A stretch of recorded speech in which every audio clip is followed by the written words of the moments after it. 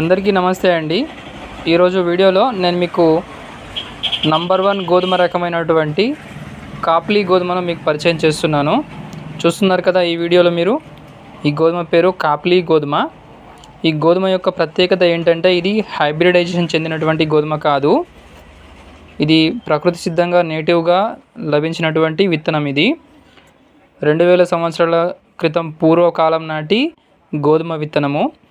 ఈ గోధుమ విత్తనం ఏంటంటే దీంట్లో మనకి ఫైబర్ కంటెంట్ అధిక మొత్తంలో ఉంటుంది. లో GI వాల్యూ అన్నమాట. గ్లైసెమిక్ ఇండెక్స్ అనేటువంటిది కూడా చాలా తక్కువ మొత్తంలో ఉంటుంది.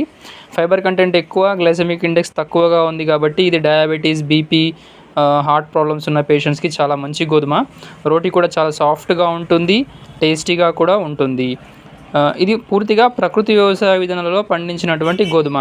ఈ గోధుమలు కనుక మీకు